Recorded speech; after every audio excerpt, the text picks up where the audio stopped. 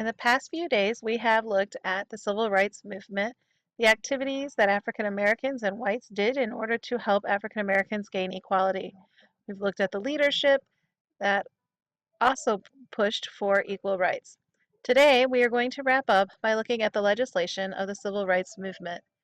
This is the outcome of the hard work that African Americans did in order to get equal rights.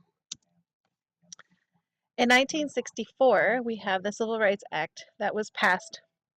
This came about due to the success of the March on Washington.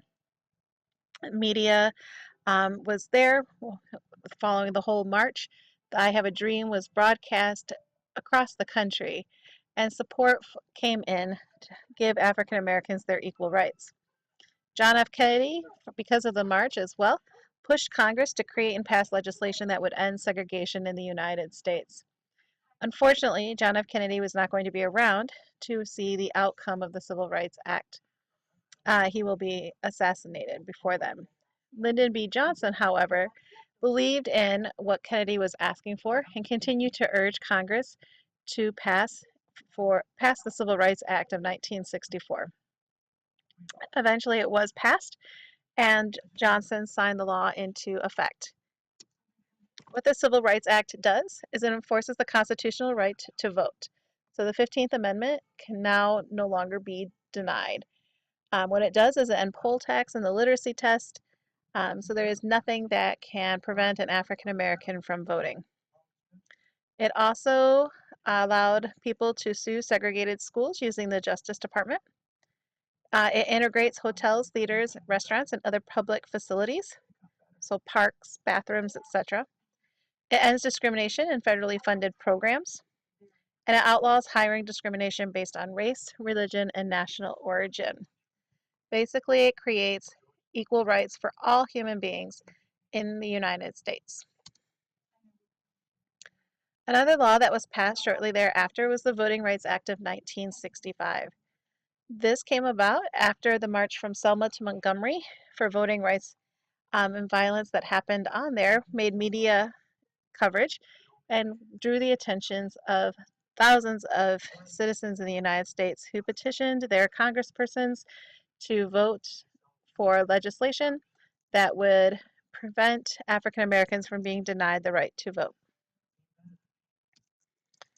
The Voting Rights Act of 1965 banned the use of poll taxes and literacy tests in the elections. It prohibited laws that restricted the vote to those who own property. And it sent federal examiners to the South to register black voters. These federal examiners made sure that African Americans were not harassed or denied the ability to register to vote. Prior to the Voting Rights Act and these federal examiners going down in the South, African Americans were beaten if they tried to register to vote.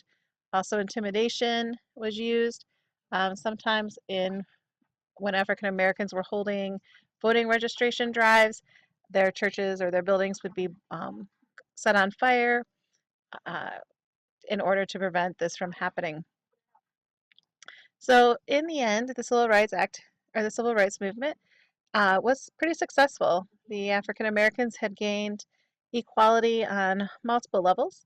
The problem here is that even though legislation has been passed and they are guaranteed the equal rights, people are still going to try to prevent African Americans from fully seeing the benefits of those equal rights.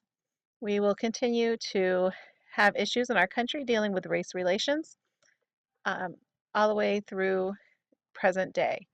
So even though in the video that we watched at the very beginning showed President Obama, the first African American president, being sworn into office, we saw during those 8 years of his presidency the rise in racial tensions that took place in our country.